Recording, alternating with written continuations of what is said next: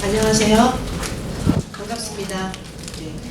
저 오늘 한국 민주주의의 도전과 과제라는 주제로 강의할 경우입니다. 한국 정치에 대해서 관심을 갖는다는 건 되게 어려운 건데, 저도 역시 하나의 국가에 소속된 국민으로서 다른 나라의 역사를 안다는 것, 정치에 대해서 공부한다는 건 쉽지 않은 것 같아요. 그럼에도 불구하고 오늘 2시간에 걸쳐서 흥미롭고 좀 한국에 대해서도 많은 것을 알게 되는 그런 기회가 됐으면 좋겠습니다. 그 첫 번째로는 한국은 아시아 지역에서의 어떤 하나의 국가라는 거, 큰 일부터 시작을 할 겁니다. 아시아의 한 국가로서 이 오랜 역사를 가지고 있는 국가로 발전해 왔습니다. 모든 국가가 갖고 있는 것과 똑같이 경제 발전, 그리고 또 하나로는 정치 발전, 이 두 가지의 양 날개를 모두가 같이 지고 가는 그런 것을 다 추구하는 국가로서 오랜 역사를 가지고 발전해 왔어요. 그런 면에서 이 아시아 국가들은 많은 이 정치적인 어떤 문제들이 있었지만 1945년 2차 대전이죠. 2차 대전이 끝난 다음에 정치적으로 독립을 해서 국가를 건설, 정부를 수립을 하고 현재에 이르기까지 많은 발전이 왔는데, 그 중에 가장 포커스를 가지고 관심을 받았던 분야가 바로 이 산업화입니다. 특히 정부 주도 산업화. 말 그대로 정부 주도 산업화이기 때문에 정부가 주도해서 산업화를 이끄는 것입니다. 이 왜 굳이 정부 주도 산업화라고 말씀을 드리냐면은 다른 이제 이 선진 국가에서는 정부가 어떤 특정을 정책을 통해서 산업 정책을 추구하긴 하지만 굉장히 오랜 역사를 가지고, 특히 산업혁명, 여러 가지의 그 시기적인 변화를 통해서 서서히 발전을 해왔다고 한다면, 한국을 비롯해서 아시아 국가들은 정부가 집중적인 정책을 통해서 발전을 시킨 나라입니다. 그런 측면에서 아시아의 4룡, 홍콩, 타이완, 싱가포르와 함께 한국은 아시아 4룡이라고 하는 어떤 이름을 가지고 굉장히 주목받는 아시아 발전 국가 모델, 아시아 발전 모델이라고 주목받았어요. 잘 아시겠지만 이 국가들은 공통적으로 45년 이후부터 현재에 이르기까지 굉장히 급속한 속도로 경제 발전이 이뤘고, 그래서 1년에 평균 8% 정도 굉장히 빠른 속도로 발전을 한 거죠. 그래서 엄청난 속도로 발전하는 이 아시아 국가들에 대해서 학술적인 관심이 집중됐고요. 그것에 대해서 학자들이 이름을 붙인 아시아 지역에 유교가 굉장히 힘을 가지고 있었고, 그 유교의 힘이 아시아 지역의 유교 자본주의를 발전시켰다, 이렇게 얘기해요. 유교라는 것은 여러분 잘 아시겠을 거예요. 아시아 지역의 많은 국가들이 갖고 있는 공통적인 어떤 종교적인 형태, 문화적인 형태라고 볼 수가 있죠. 근데 이 유교라고 하는 것은 많은 국가들에서 일반적으로 나타나는 현상이, 학생들 공부를 열심히 시켜요.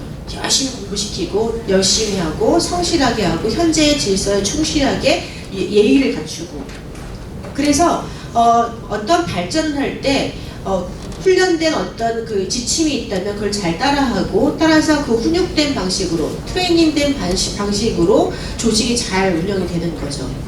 그래서 굉장히 빠른 속도로 숙련된 노동자가 성장을 했고, 그리고 그 숙련된 노동자 속에서 정부가 지원하는 저금을 많이 해라, 고금리가 유지됐어요. 그 저축을 많이 해라, 많이 하면은 좋다. 그래서 저만 해도, 제가 이제 어릴 때, 이제 초등학교 때죠. 초등학교 때만 하면은 학교에서 저축 권장 운동을 해서 매달마다 이제 저축하는 날짜가 있었어요. 그래서 통장을 이렇게 만들어서 얼마큼 저금했습니다 이렇게 보여주고, 그래서 저축을 굉장히 많이 장려하는 운동을 했고, 그래서 성실한 노동자로 성장하는데 굉장히 일조를 했고, 많은 국민들이 높은 교육 수준에서 좋은 이 노동자로 일할 수 있는 그런 힘들을 갖고 있었던 거죠. 그래서 이 아시아 지역에서는 그런 측면에서 높은 수준에서의 경제 성장을 오랫동안 이뤘고, 80년대, 90년대까지 해서 폭발적인 경제 성장을 이뤘어요. 그러다가 그 유교 자본주의에 대한 여러 연구가 진행되는 과정에 1997년 아시아 경제 위기가 닥치기 시작합니다. 한국도 예외는 아니었고요. 한국은 1997년에 이제 11월경부터 시작해서 경제 위기가 시작됐고 IMF 경제 관리 시스템을 도입하게 됐어요. 근데 이때 이제 많은 이 기업들이 도산을 하고 그러면서 어마어마한 신화를 불러일으켰던 유교 자본주의는 사실상 회의를 입장을 갖게 됐어요. 유교 자본주의 별거 아니네. 유교 자본주의 허상이었다. 이런 문제들이 이제 제기됐죠. 그래서 그럼에도 불구하고 정부 주도의 산업화라고 하는 것은 유교 자본주의의 어떤 각광을 받던 시기나 혹은 그것에 대한 비판이 있던 시기나 현재에도 계속 그렇게 주도가 되고 있고 정부 주도의 어떤 강한 이 동력을 갖고 있는 발전 양상은 지속되고 있는 현상입니다. 한국은 그런 와중에서 이런 힘을 갖게 된 구체적인 얘기를 하게 되면 1962년에 첫 번째로 경제개발 5개년 계획이라는 것을 시작을 합니다. 경제개발 5개년 계획. 말 그대로 5년 단위로요 경제계획을 세우고 그 5년 단위의 경제 목표를 설정한 상태에서 그걸 계속 달성하고 그 다음 목표 설정하고 달성하고 또 목표 설정하고 그래서 62년부터 지금까지 계속 수십 년간 경제발전 5개년 계획을 집행하고 있습니다. 그래서 그 결과가 이제 아까 말씀드렸던 것처럼 연간 8% 정도의 어떤 경제 성장률을 오랫동안 이제 평균적인 거니까요. 과거는 더 빨랐죠. 그러니까 지금은 이제 오히려 이제 성장 속도가 너무 느려서 걱정을 하고 있는 상태인데 급속한 경제 성장에 의해서 이제 진행됐어요. 문제는 이렇게 빠르게 성장하기 위해서는 정부가 상당히 많은 정책들을 시행했다는 것이고 그 얘기는 어떤 부분은 굉장히 많은 지원을 받았고 어떤 부분은 지원을 받지 못했다는 뜻이겠죠. 그래서 경제개발 5개년 계획 이런 성장을 하는 것에 압축적으로 성장하는 과정에서는 굉장히 밝은 측면과 어두운 측면이 공존할 수밖에 없어요. 경제 성장을 잘 됐지만 그것이 곧 이 모든 사람들이 잘 산다는 뜻이 아니고 또 경제가 잘 된다고 해서 정치가 잘 운영된다는 것도 아니기 때문입니다. 그래서 그 경제 성장의 한 측면에서는 이제 굉장히 억압적인 정치적인 흐름들이 있었고 그 과정에 노동자들은 더 많은 임금을 요구하고 너무나 임금이 낮은 임금에서 어떻게 살 수 있냐 이런 요구도 했었지만 굉장히 오랫동안 묵살됐었죠. 그래서 1987년 민주화 그가 되기 이전까지는 그런 압축 성장이 가지고 있는 그런 암울한 면이 사실 정치적인 수위에서 드러나지 않았어요. 왜냐하면 권위주의식이었기 때문에. 하지만 시간이 많이 흐르고 경제 성장이 이루어지면서 경제 성장이 이루어진다는 것은 그만큼 소득이 많이 늘어난다는 뜻이겠죠. GDP가 올라가면서 소득이 올라가면서 잘 사는 중산층이 생기기 시작했어요. 미들 클래스. 미들 클래스는 소득도 좋지만요, 교육도 많이 받았고 정치적으로 깨어 있어요. 의식적으로 깨어 있는 사람들인 거죠. 그럼 그 중산계급이 성장하면서 서서히 정치적인 민주화를 요구하기 시작해요. 왜냐하면 1962년 그 이전에도 그렇고 70년대도 그렇고 전부 다 군부 권위주의 정권이었기 때문입니다. 군부가 집권하고 있었어요. 그런 측면에서 민주화를 위한 어떤 동력으로서 이 중산층이 굉장히 중요해졌고 이중산층이 점점 늘면서 민주화 해달라 이런 것들을 요구하기 시작을 한 거죠. 그래서 이제 1987년에 이제 결국 민주화가 됩니다. 근데 그렇다고 해서 한국 정치가 이 서서히 어떤 완만한 곡선을 그리면 성장했느냐 그건 아니죠. 잘 아시겠지만 한국은 두 번의 군사 쿠데타가 있었고요. 1961년과 1980년 두 번의 군사 쿠데타가 있었고요. 그 다음에 2004년과 2017년에 두 차례의 대통령 탄핵이 있었습니다. 그러니까 진짜 짧은 시기에 쿠데타가 있었다가 또 대통령이 탄압했다가 또 탄압되고 이런 것들을 반복한 거죠. 그러니까 굉장히 정치적으로 불안정해 보이지만 사실은 그럼에도 불구하고 끊임없이 민주주의가 유지되고 앞으로도 그런 흐름들은 이어나갈 것이라고 생각이 듭니다. 그렇게 믿고 싶고요. 한국 사람으로서. 그렇다면은 현재 우리 정치, 한국 정치를 이해하기 위해서는 어떤 것이 필요한가? 굉장히 많이 고민을 했어요. 한국 정치 발전 어떻게 이어졌는지에 대해 이해할 수 있는 여러 가지 방식이 있을 것이라고 생각이 들죠. 그런 면에서 어떻게 이해할 것인가 여러 가지 방식이 있는데 오늘 이 전체적인 강의에서의 구성되는 방식은 정치적인 균열, 정치적 균열을 중심으로 설명을 하고자 합니다. 정치적 균열. 균열이라고 하는 말을 아마 되게 생소하실 거예요. 균열. 이렇게 금이 간 거죠. 이렇게 금이 있어요. 금이 있다는 뜻이에요. 그 균열을 중심으로 설명할 건데요. 예를 들어 조금 쉽게 설명을 하면 한 사회가 이렇게 크게 있다고 칩시다. 이렇게 동그랗게 사회가 있어요. 이 사회에 하나의 균열이 딱 있어요. 그러면은 어떻게 두 개 나뉘죠. 이쪽 파트와 이쪽 파트. 이 두 개로 나눠져 있는 이 두 축이 말 그대로 그 사회가 갈등하고 있는 집단들이라고 우리가 가정을 하는 거예요. 예를 들어 쉽게 하면요. 많은 국가들 중에 이제 종교적인 갈등인 경우가 있어요.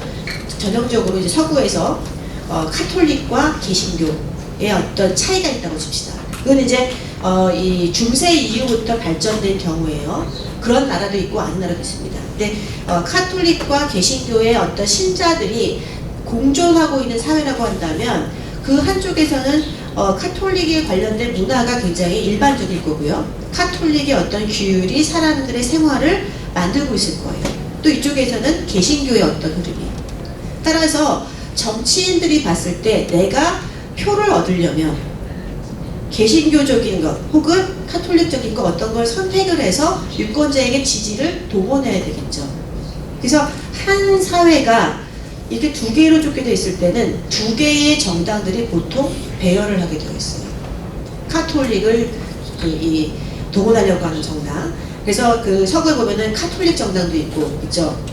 그리고 이제 이쪽에 뭐 개신교라고 한다면 개신교에서 원하는 어떤 뭐 교육 관련된 정책들 이걸 내걸어서 유권자의 지지를 얻으려고 하는 어떤 세력. 그래서 보통 이럴 때 두 개의 정당으로 중심, 물론 여러 개가 있을 수 있습니다. 큰 틀에서 두 개가 존재하고요. 한 가지의 이 틈, 균열이 하나 더 있다고 가정했을 때, 예를 들어서 뭐 인종적인 거라고 합시다. 인종. 그래서 한쪽에 이렇게 인종적인 게 있어서 한쪽에는 영어를 쓰는 집단이 있고 한쪽에 불어를 쓰는 집단이 있어요. 그러면 이 집단은 한 사회가 하나는 카톨릭과 개신교 또 한 축은 영어와 불어로 나눠지면 집단이 총 4개가 되겠죠. 4개가 되면 그 사회는 보통 정치적인 입장의 차이가 4개의 집단으로 나뉘고 그때 그 위에 정당들이 보통 하나씩 그래서 4개 이상의 정당이 보통 활동을 하게 되어 있어요. 그래서 그런 측면에서 우리가 정치를 이해할 때 여러 가지 방식이 있을 거예요. 역사적으로 이해할 수도 있고 할 수 있겠지만 한국 정치를 이해할 때 가장 중요한 건 쟁점이 무엇이냐, 메인 이슈가 무엇이냐 이걸 파악하기에는 현재의 정당들이 어떠한 이슈를 표출하고 있느냐, 어떤 이슈에 대해서 강조하고 있느냐 이걸 중심으로 보는 것이 훨씬 더 이 생생하게 이해할 수 있을 거라고 생각해서 제가 균열을 중심으로 설명을 하고 있습니다. 그런 측면에서 우리는 한국 정치를 균열로 볼 건데요. 간단하게 보시면 현재 한국 정당은 크게 현재 5개 정도의 정당, 6개죠. 6개의 정당으로 구성되어 있고 현재 국회에 있는 정당들의 이름들이에요. 여기 오른쪽이고 우쪽이 이제 우파적인 거고요. 맨 왼쪽이 이제 좌파죠. 우파와 좌파를 배열했을 때 맨 오른쪽에 있는 정당이 우리공화당이고요. 지금 현재 광화문을 비롯해서 각종 이 시청에서 이제 천막을 치고 있는 정당이 하나 있는데 바로 이게 우파 정당입니다. 완전히 우리공화당이고요. 그리고 맨 왼쪽에는 정의당이 있습니다. 정의당. 이제 사회주의까지는 아니지만 훨씬 더 분배 이슈에 강한 정당이고요. 그리고 이제 중간에 이제 그런 유사한 정당 입장이 있는데 현재 집권당은요 더불어민주당이고요. 현재 대통령 문재인 대통령도 더불어민주당 소속 정당 소속원입니다. 그리고 제1야당은 자유한국당이고요. 제일 야당 입장에서 제일 큰 많은 의석을 갖고 오는 정당이죠. 이 두 정당은 특히 더불어민주당 집권당과 제1야당 자유한국당은 1987년 이후부터 지금까지 집권과 제1야당을 계속 반복해왔어요. 1987년부터 10년간은 자유한국당이 집권당이었어요. 그리고 그 다음 10년 더불어민주당이 또 10년을 집권했습니다. 그리고 다시 10년 뒤를 다시 자유한국당이 10년을 집권했고요. 그리고 현재 여기 더불어민주당이 지금 약 4년째 지금 집권하고 있는 상태예요. 87년부터. 그러니까 메인 정당이죠. 이거 완전히 두 정당이. 이 정당이 표출하고 있는 이 이슈들을 봐서 이제 이걸 어떻게 균열로 우리 연결시킬 수 있느냐, 간단히 말씀을 드리면 시기적으로나 여러 가지 봤을 때 세 가지 정도로 이제 크게 나눌 수가 있습니다. 그 전에 이제 균열을 설명하기 전에 그 사건과 관련된 1948년 시기적으로 보면 48년, 62년, 87년에 주목해 주세요. 1948년은요 한국 정부가 수립된 해입니다. 48년. 그때 만들어진 게 이제 반공주의고요. 그다음에 1962년은 제1차 경제개발 5개년 계획이 시작된 해예요. 1962년이. 그때부터 이제 성장 문제가 굉장히 강조가 됐고, 1987년은 민주화, 이제 그 이전에 군부 정권이 붕괴하고 민주화가 시작된 시점 87년입니다. 이때부터 등장한 것이 정치적 지역주의예요. 각각의 용어에 대한 설명들이나 내용들은 다시 설명을 할 거예요. 48년에 우리가 정부를 세웠을 때 그 시점에 이 반공주의는 지금도 굉장히 상당한 문제로 남아 있습니다. 잘 아시겠지만 한반도는 남과 북으로 남겨져 있고 여전히 지금 두 정부가 통일 문제를 가지고 굉장히 대립하고 있는 상태입니다. 따라서 유권자 입장에서도 국민들 입장에서도 북한은 어떻게 볼 것인가가 굉장히 중요하고, 그와 관련해서 미국과의 동맹 관계에 대해서 굉장히 민감한 이슈가 지금 한국에서 되고 있습니다. 통일 정책이라고 한다면 어떻게 북한을 대할 것인가의 문제예요. 한쪽에서는 북한에 대해서 햇볕 정책 들어보셨는지 모르겠습니다. 굉장히 지원해주고 인도주의적인 교류를 많이 하고 민간 교류 확대해서 서로 간에 어떤 벽을 허물어서 통일 과정을 가자라고 하는 한 축이 있고요. 또 한 축에서는 그게 아니다, 더 강하게 북한 정권에 대한 비판과 이 정치적인 어떤 이 붕괴를 갈 수 있을 강력한 정책을 추진해야 된다. 이 두 축으로 나눠져 있어요, 지금 현재.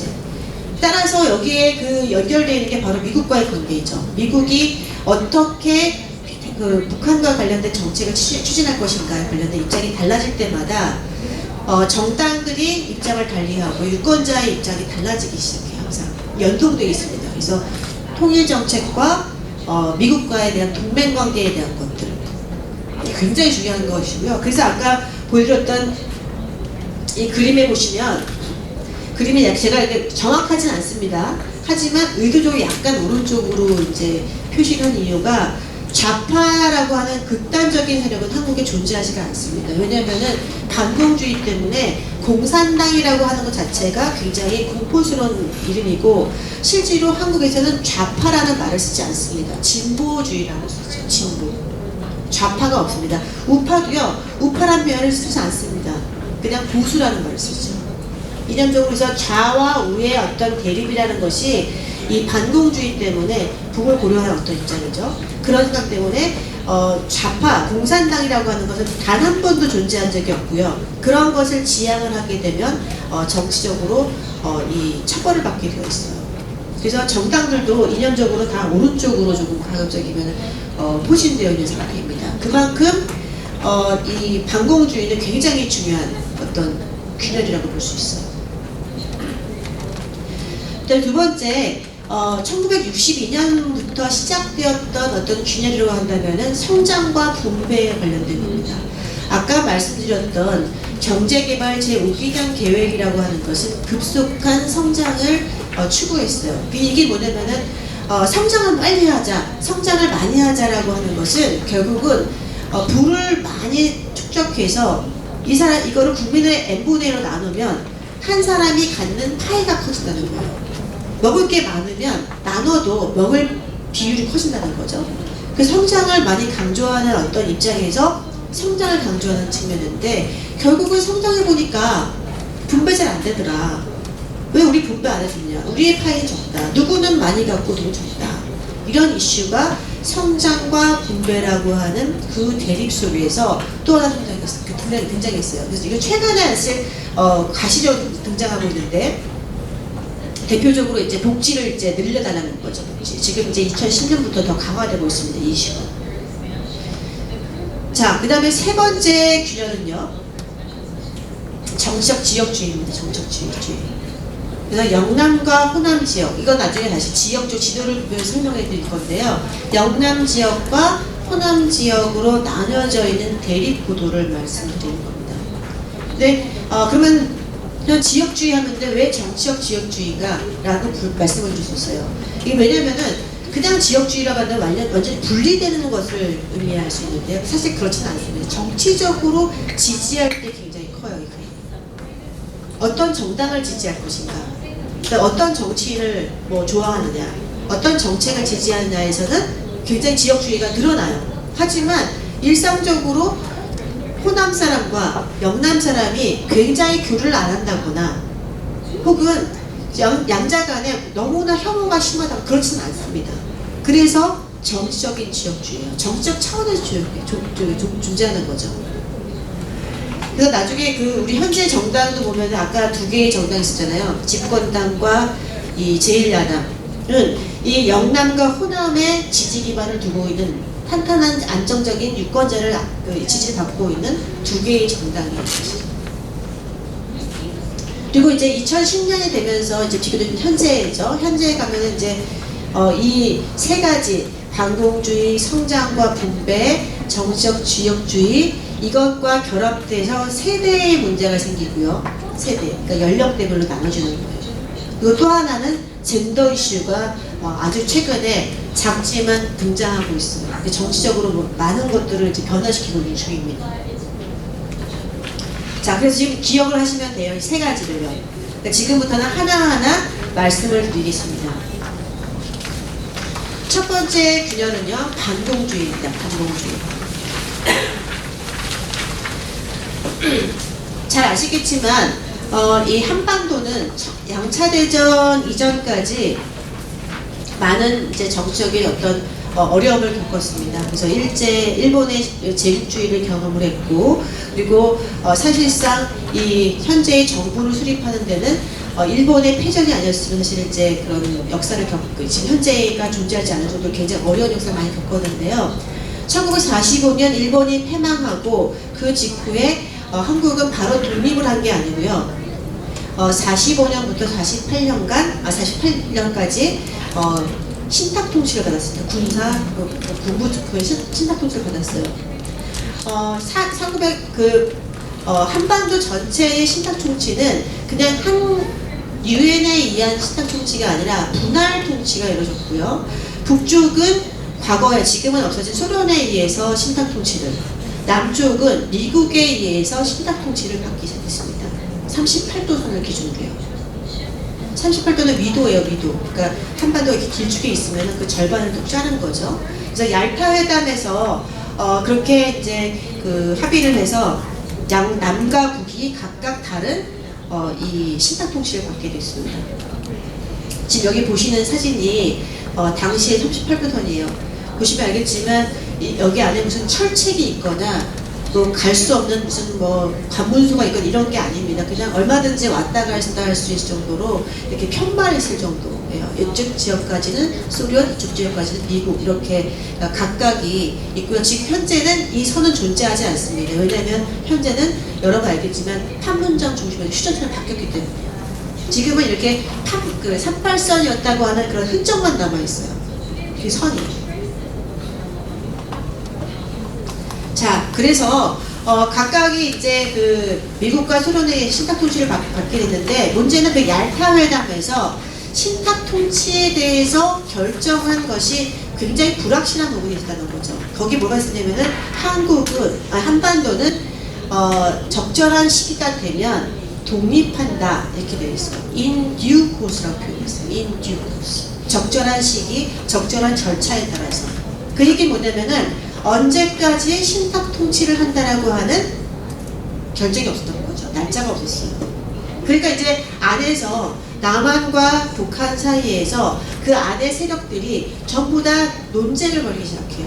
이 신탁 통치를 우리가 어떻게 이해해야 될 것인가. 그래서 한쪽에는 신탁 통치를 반대해야 된다 라고 하는 사람이 있고, 어떤 사람들은 신탁 통치 그냥 하자, 이렇게 가서 우리가 통일된 정부를 만들면 된다.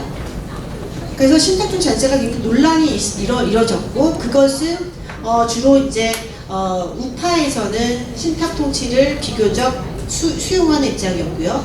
그래서 격렬하게 반대하는 입장이 이 좌파였어요. 좌파. 특히 남한에서는 남한에서도 좌파보다 공존했단 말이에요. 근데 그 좌파들은 결국은 이 선거가 치러져 1948년에 정부 수립을 위한 선거를 할 때 선거에 참여하지 않습니다. 왜냐면은 남한만한 단독 정부를 구성하는 것은 적절치 않다. 이건 분단으로 가는 것이다. 하지 말자고 하고 일부는 월북으로 해요. 북한 넘어가는 거죠. 근데 어느 쪽이 먼저 이걸 했느냐라고 굉장히 논쟁적인데요. 비슷한 시기에 남과 북이 각각 별도의 정부를 만들게 돼요. 1948년에 7월에 그리고 북한은 9월에 이렇게 각각 이 정부를 구성하게 돼서 현재에 이르게 되었어요. 그러니까 독립적인 정부가 그때 만들어진 거죠. 이제 이런 갈등 속에서 정부는 구성되는 여전히 사회 내에서, 특히 한국 내에서의 이념적인 갈등은 끊이지 않았습니다. 왜냐하면은 현재의 이 38선으로 구획되어 있는 어떤 그런 그 선들을 우리가 수용할 수 없다. 우리는 한민족으로 같이 살아야 한다라고 하는 정책적인 모토들을 계속 반복 중이기 때문이에요. 그래서 그런 갈등이 있어서 정적으로 많은 사람들이 월북도 하고 심지어 월남도 했죠. 그런 과정에서 1950년에 북한이 남침을 하게 돼요. 1950년. 그때 이제 북한은 당시의 중국이죠. 중국과 소련의 어떤 그 지원, 군사적 지원을 받아서 한국은 미국의 군사적 지원을 받아서 전쟁을 시작이 돼요. 그래서 38선이 있는 그 선에서 서서히 북한군이 남하하기 시작해요. 그래서 어디까지 가냐면 부산까지 내려갑니다. 부산. 그러니까 정말 모든 것이 부산을 전부 다 내려갔고요. 국민들이 전부 피난길을 부산으로 가게 돼요. 그러다가 다시 역으로 다시 올라와서 이 38선을 넘어서 다시 위까지 올라가다가 휴전이 되고 1953년에 현재에 있는 휴전선으로 바뀌게 되는 겁니다. 38선이 개최되는 거죠. 근데 방금 말씀드린 것처럼 북한에 내려오면서 부산까지 내려갔죠. 다시 부산에서 다시 올라갔잖아요. 이 안에는 계속 폭격과 총격이 있었겠죠. 그러면은 내려왔을 때는 북한군이, 올라갈 때는 국군이 올라가면서 서로 이념적으로 이 다른 세력들을 죽이기 시작해요. 엄청나게 많은 사람들을 죽이기 시작해요. 그리고 이제 각 조직들이 북한에 내려오면 북한 조직이 그 지역을 장악하고, 그래서 마을 안에서도 같은 형제끼리 이제 싸우는 일이 너무 많고, 이념적인 차이 때문에 그런 엄혹한 이 참 비극 때문에 결국은 모든 국민들이 전쟁에 대한 어떤 어마어마한 트라우마가 생기고, 그래서 기억이 남는 것은 공산주의자들은 너무 무섭다. 남아있을 때의 그 경험인 거예요. 그래서 그 경험들을 갖고 있는 사람들이 반공주의 어떤 입장이 훨씬 더 강해지고, 그 반공주의는 특히 현재로 따지면 저는 전쟁을 겪지 않았잖아요. 그렇죠? 그러니까 역사를 공부해서 어떤 참혹한 어떤 잔상이 있었는지에 대해서 잘 알고 있지만 경험하진 않았어요. 근데 어른 세대에서는 그 전쟁에 대한 것들 때문에 굉장히 많은 북한에 대한 어떤 공포, 그다음에 이제 혐오가 있고요. 여러분이 주말에 보시면은 광화문에 있는 시청에 있는 어른들이 시위하시는 거 보신 적 있을 거예요. 그분들이 대부분 그 세대에 속하시는 분들입니다.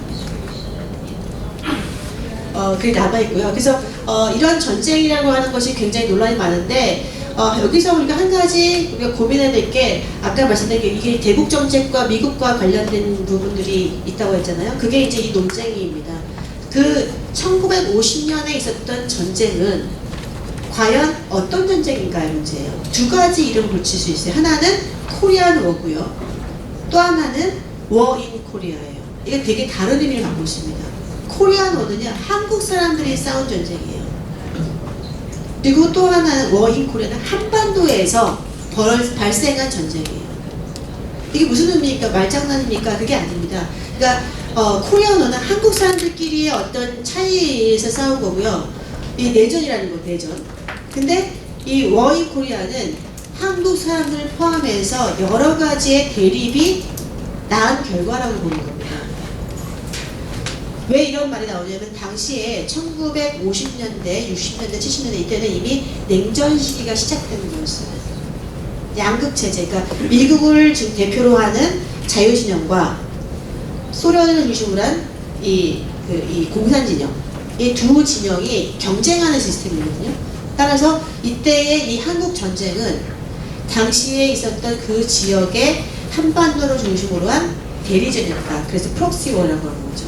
대리전이었다는 거예요. 사람들은 이거에 대해서 논쟁이 있지만 이거에 따라서 아까 말씀드렸던 북한에 대한 태도, 미국에 대한 태도가 달라지는 겁니다.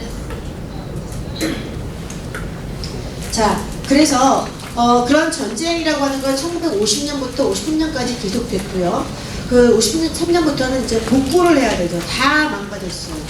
다리도 끊어지고 건물도 붕괴가 되고 뭐 농지는 아무것도 없어요. 먹을 것도 없고.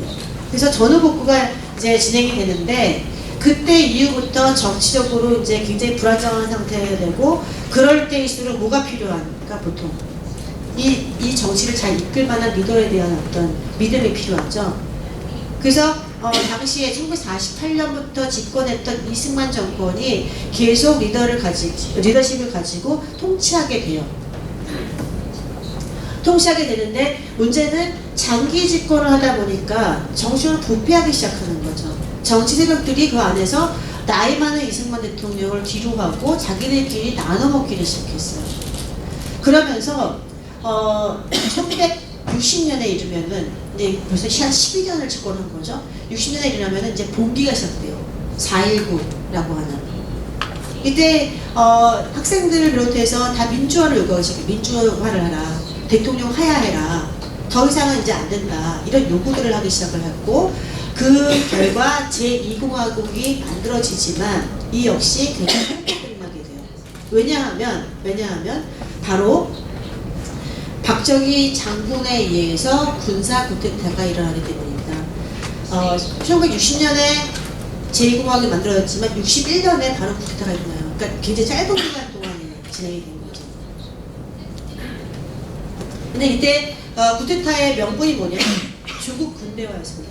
잘 살아보자 우리. 조국 군대화하자. 그래서 우리도 발전시켜보자. 이런 모토를 정적인 모토를 가지고 쿠데타를 하고 사실상 쿠데타에 성공을 하죠. 그러면서 등장하기 시작한 것이 이제 성장의 문제, 두 번째 균열, 성장의 문제입니다. 성장, 어떻게 한국 성장할 것인가에 대해서 굉장히 집중을 하게 되죠. 왜냐하면 그만큼 하기가 어려웠어요. 이른바 이제 보릿고개라는 게 있었는데요. 보릿고개. 보릿고개라는 뭐냐면 보리밥이에요. 지금은 우리 쌀밥을 많이 먹고 보리밥은 건강식이라고 해서 이제 찾아서 먹는데 당시에는 쌀이 별로 없었어요. 쌀도 없고 보리는 뭐 쉽게 할 수 있지만 굉장히 입이 까칠까칠하고 맛이 없고. 그러니까 보릿고개는 보리밥도 차나 먹지 못할 정도로 어려운 시점이에요. 그게 50년대까지 계속됐던 거죠. 그러니까 살기 어려운 그런 그 요구들을 이 군부가 그걸 딱 캐치를 해서 정권을 잡는데 사실 성공을 하게 된 겁니다.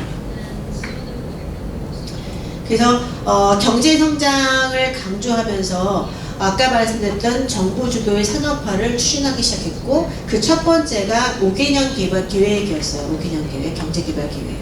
뭐 어떻게 했느냐죠. 경제개발 5개년 계획. 우리가 한번 상상해 보세요. 잘 다 못 살아요. 다 못 사는데 빨리 성장하려면 어떻게 해요? 모두가 똑같이 서서히 하는 방법이 있을 거고요. 집중적으로 무엇인가 키우는 방법이 있겠죠. 이 정부는 집중적으로 무엇을 성장시키는 방식을 선택한 거예요. 그래서 특히 한국에는 돈이 별로 없으니까 물건을 팔아서 다른 나라에 수출을 해서 외화를 벌고 그래서 GNP를 올리고 이렇게 하자라고 생각을 한 거죠. 그래서 물건을 만들 수 있는, 잘 만드는 기업들에게 수출 보조금을 막 줘요. 수출 보조금은 어떤 물건을 만드는데 지원금도 있지만 밖에 나가서 잘 팔릴 수 있게끔 각종 지원 혜택. 예를 들어서 뭐 해외에 보낼 때도 세제를 줄 수가, 혜택을 줄 수가 있고요. 물건을 판 것에 대한 어떤 세제 혜택, 그러니까 세금에 대한 혜택도 주고요.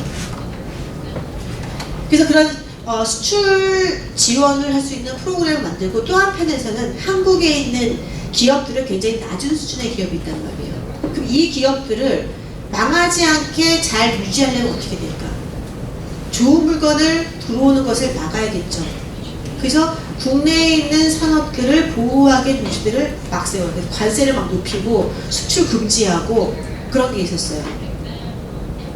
그러니까 지금은 이제 모든 물건이 다 들어옵니다만, 과거에는 몰래 밀수해서 들어오는 물건들이 정말, 이 남대문 시장 아시죠? 앞에 가면 남대문 시장 지하에 보면은 지금도 있어요. 거기 이제 수입 상가라는 게 있는데 그 안에 이제 조그맣게 몇 개씩, 한두 개씩만 이제 들어오면 그거를 비싸게 파는 그런 가게들이 있었어요. 그러니까 전면적인 수입을 허용하지 않은 거죠. 전부 다 막아놓은 거예요.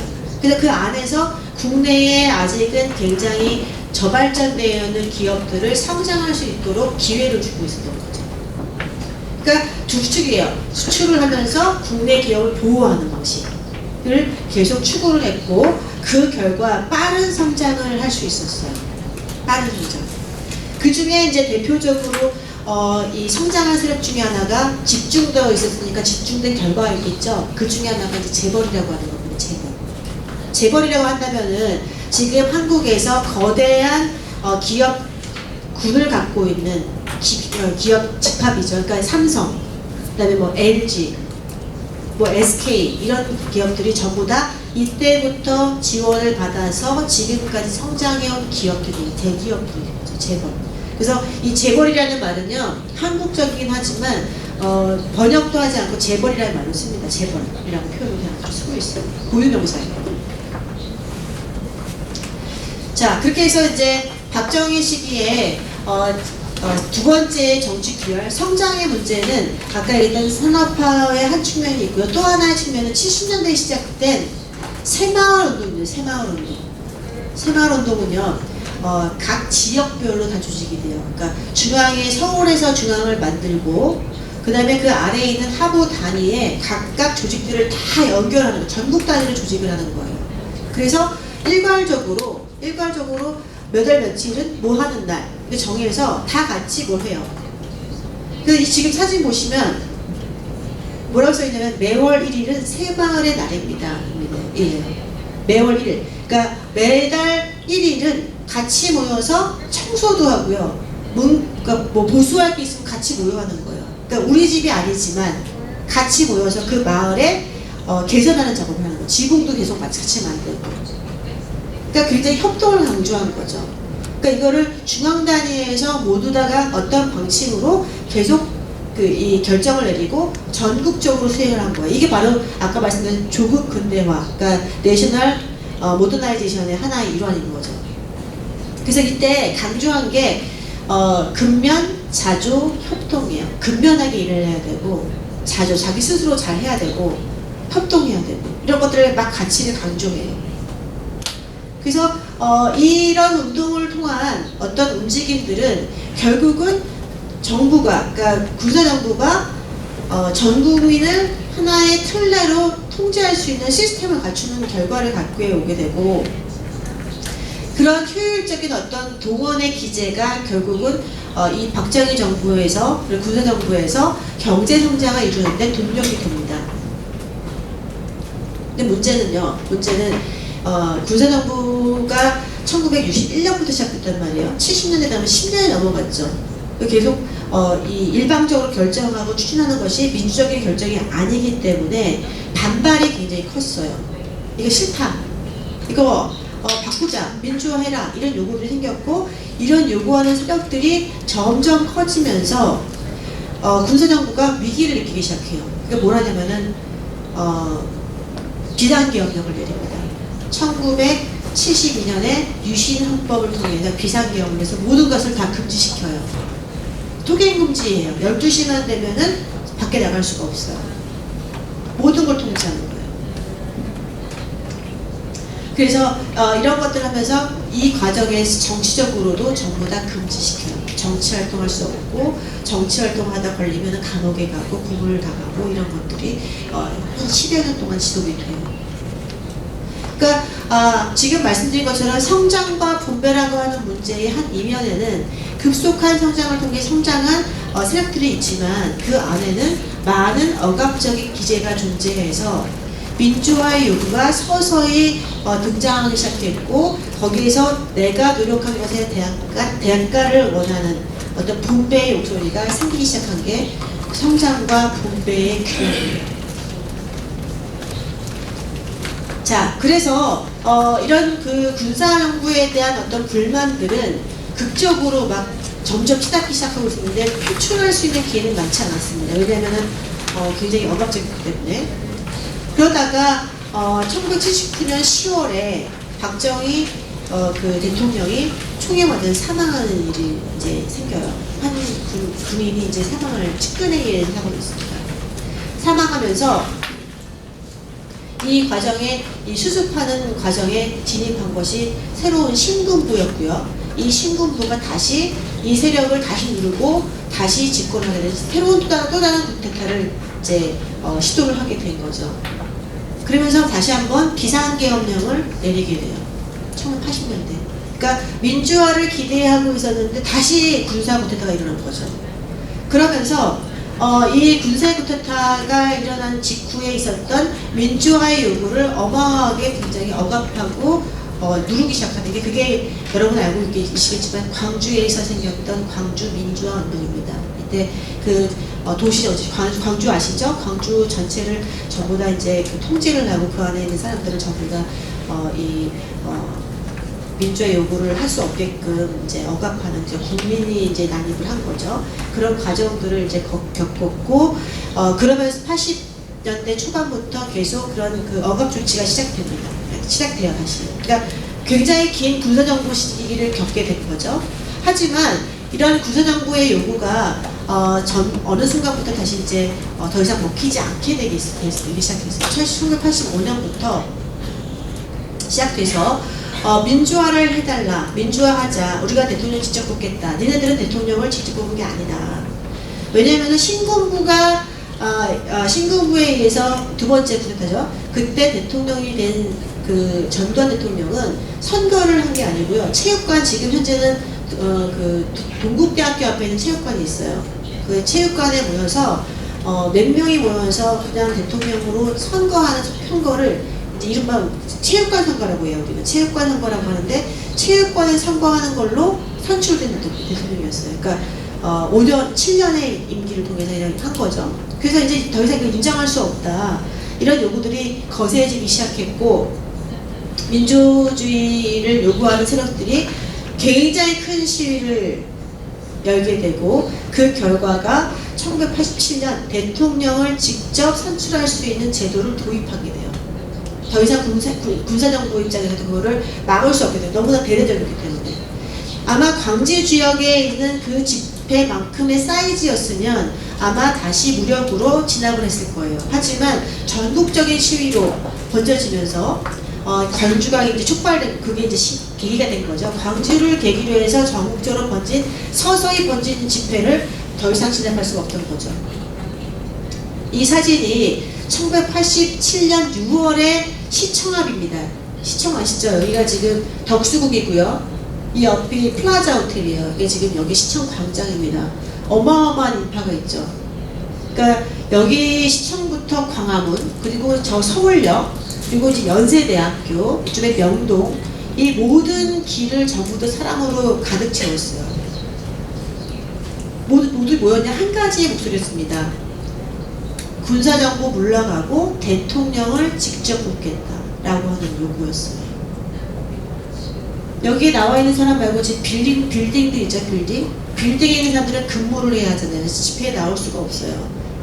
그러면 표현을 할 때 표현할 수 있는 방법이 없잖아요. 어떻게 표현했느냐? 종이를 찢어서 종이를 날리는 겁니다. 위에서 건물에서. 그래서 그 집회 시위대가 막 지나가는데 위에 건물 내에서는 하얀 종이가 막 떨어지고 있었어요. 그러니까 전폭적인 전국적인 지지가 이 더 이상 군사정부에 대한 어떤 유지는 안 된다라고 하는 강한 목소리가 있었던 거죠.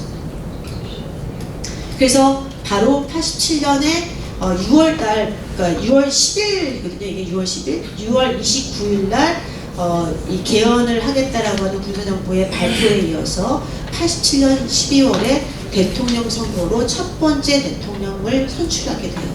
그게 이제 민주화의 시점입니다. 그게 어마어마하죠. 저는 이때 고등학생이었는데 너무 무서워. 사실은 이게 이 인파가 그렇게 많은 인파를 본 적이 없을 거 아니에요. 옆에서 봤는데 그 직전까지는 남대문부터 시작해서 모두 시위를 하고 있었고, 체류탄 아세요? 이렇게 체류탄을 쏘면 이제 다 도망갈 수밖에 없는 매운 이런 상태였고, 이 집회가 모인 이 시점은 더 이상 체류탄을 쏠 수 없는 상태인 겁니다. 그러니까 민주화가 불가피한 상태였던 거죠. 자, 그래서 87년 민주화 운동의 결과 첫 번째 대통령 선거가 치러집니다. 이게 이제 결국 세 번째 균열, 정치적 지역주의가 만들어지는 계기가 되는데요. 그러니까 87년 대통령 선거에서는 4명의 대통령 후보가 등장을 하게 돼요. 4명의 이름을 다 아시는 필요는 없겠지만 이게 왜 지역주의냐라고 이해하는데 되게 좋은 방법인데요. 4명 중에 2명은요 영남지방 후보였고요, 1명은요 호남 후보였고요, 마지막 하나가 충청 지역이었습니다. 여기 지도상으로 보시면요, 여기가 이제 영남이에요. 영남, 대구, 부산, 그다음에 강북, 경남, 여기 영남 지역이고요. 여기 이쪽에 광주하고 호남, 여기가 호남 지역입니다. 그리고 여기 초록색 보이는 데가 여기가 충청이에요. 그리고 여기가 이제 수도권이고 여기가 이제 나머지 광주인데요, 그 강원도인데요. 대개의 경우 이제 그 후보들이 꼭 그럴 만한 가능성은 뭐 지역적 후보라고 해서 내세울 이유는 없지 않습니까? 근데 공교롭게도 제13대 87년 대통령 선거에 나왔던 후보들이 지역별 후보였어요. 여기 2명, 경북 하나, 경남 하나, 호남 하나, 충청 하나. 서울은 없었어요. 강원도는 없었고. 이 4명의 후보가 나와 경쟁을 했고요. 이 경쟁을 하는 과정에서 이제 결과적으로는 지역적인 동원을 한 거예요. 우리 지역 후보, 그러니까 내가 호남 사람이니까 호남을 지지해야 되고, 내가 부산 사람이니까 부산 출신 후보를 지지해야 되고, 이런 목소리가 이제 나오기 시작한 거죠. 그러니까 표가 어떻게 되냐면은 지금 이렇게 나온 거예요. 이게 지금 13대 대통령 선거에서의 분포예요. 표가 다 다른 거죠. 결국은 누가 이겼느냐, 이 파란색인 데가 이긴 거예요. 경북 영남 지역이죠. 경북 지역에 있는 사람이 후보가 됐고, 그 후보가 바로 노태우 대통령이에요. 이게 대구 경북 지역의 출신의 후보인 거죠. 이 후보는 전 군부, 그러니까 바로 직전의 대통령의 후배예요. 친구예요, 친구였는데, 그러니까 이분도 결국은 군부 출신인 거죠, 군부 출신. 그래서 이어져서 그때 민주화가 됐지만 정권은 바뀌지 않은 되게 아이러니한 상황이 된 거고요. 그래서 이때를 기점으로 해서 왜 민주화가 됐지만 정권 안 바뀌었느냐, 이것에 책임론들이 막 나오기 시작했고, 그때부터 지역적인 경쟁이 가속화되기 시작해요. 그래서 87년 이후부터는 지역적으로 나누는 패턴들이 계속 반복되는데, 그게 이제 영남과 호남으로 보통은 아니고요. 혹은 이렇게도 얘기합니다. 호남과 비호남으로도 얘기를 해요. 왜냐하면 그 설명을 다시 드릴 건데요. 지금 이게 87년에 있었던 선거 결과라고 말씀드렸잖아요. 그래서 여기 대구 출신의 대통령이 당선됐어요. 근데 이 정당과 이 정당이 다 다른 정당이었거든요. 전부 다른 정당이에요. 근데 1990년에 여기 있던 대표의 정당과 여기의 정당과 여기의 정당이 합쳐집니다. 그러니까 여기 호남을 제외한 나머지 지역의 정당들이 합쳐지면서 2개의 정당, 그러니까 호남과 비호남의 정당으로 나뉘게 돼요. 그래서 영남과 호남의 어떤 경쟁이 아니라 사실상은 호남과 비호남의 경쟁이 되는데, 그 87년 말고 바로 4년 뒤에 92년에 대통령 선거를 보시면 선거예요. 결과를 보시면 호남 지역과 나머지로 나뉘죠. 그러니까 여기가 지금 세 개의 정당이 합쳐졌기 때문이에요. 여기서 이기면은 반드시 이기는 거고, 이기는 결과가 바로 지금 현재까지 이어지고 있는데, 그 뒤에 1992년 10년 뒤인 2012년의 선거 결과를 다시 보십시오. 마찬가지입니다. 여기도 호남과 비호남으로 나뉘어져 있고요. 이렇게 반복되고 있다가 최근에는 조금 바뀌기 시작했어요. 이게 2016년이고요. 2017년입니다. 그 2016년 총선에서는 현재는 아까 제가 보여드린 표 있죠. 다 6개의 정당. 6개의 정당이 다 지역별로 다 다르게 나왔어요. 표가. 그러니까 민주화가 이루어지고 약 30년이 지나자 서서히 그 지역적인 경쟁 구도가 깨지기 시작하는 거죠. 달라지기 시작하는 거예요. 그리고 대통령 선거도 바뀌었어요. 아까는 호남만 있었고 호남과 비호남 연재되는데 지금은 어떻게 있어요? 영남과 비영남이 바뀌었죠. 방향이 바뀌기 시작한 거예요.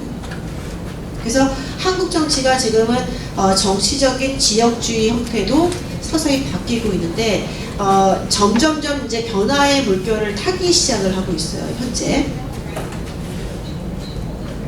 다음 선거에서 그래서 이런 변화가 어떻게 나타날지 되게 이제 많은 학자들이 예측하기 어려워하는 상태입니다. 다음 선거 내년에 4월에 총선이 있고요. 그다음에 2021년도 5월에 대통령 선거가 또 있어요.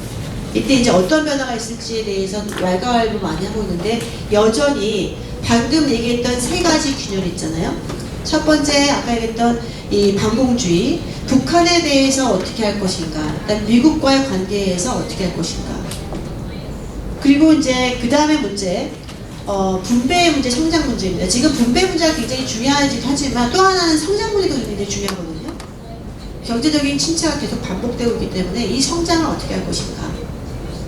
그리고 그에 반면에서 또 하나의 문제는 우리 일 못하고 집 없고 돈 없는 사람들은 어떻게 할 것인가. 분배의 문제. 왜냐하면 이 경제적인 어떤 어려움은 1997년 IMF 경제 위기 이후에 경제적 양극화가 굉장히 심각해졌어요. IMF가 터지면서 많은 기업들이 도산하고 그다음에 M&A를 많이 해요. 그 얘기 뭐냐면 일자리가 준다는 뜻이거든요. 그래서 엄청난 실업자들이 등장을 했어요. 97년 이후부터. 그러니까 중산층이었던 강한 어떤 튼튼한 집안이 다 붕괴가 된 거죠. 그래서 중산층이 하층으로 내려왔고 상층은 훨씬 더 많은 집을 줘서 훨씬 더 많이 이제 돈을 벌게 되고 흔히 얘기하는 80대 20대 사회라고 하는 거죠. 경제적인 양극화가 일반화됐기 때문에 이 분배 문제에 대해서 요구를 많이 하게 되기 시작한 거죠. 그래서 이 분배를 어떻게 할 것인가 하니까 어떻게 결국 세금을 많이 걷어야 되고요. 세금을 많이 걷으려면 어떻게 해야 돼요? 이러이러한 부분에서는 기업에 대한 세금을 물려야 되고 이럴 때 세금을 뚫어내야 되고 그러니까 규제를 많이 하는 거죠.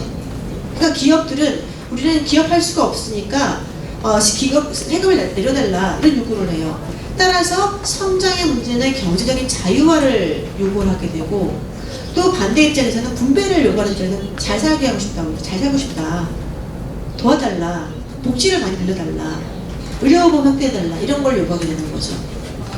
그러면서 이제 또 하나의 지역주의의 어떤 그런 양상들은 정치적 지역주의, 영남과 호남에서 이제는 사실상 이제 바뀌기 시작해요. 왜냐하면 수도권이 너무 빈대해졌어요.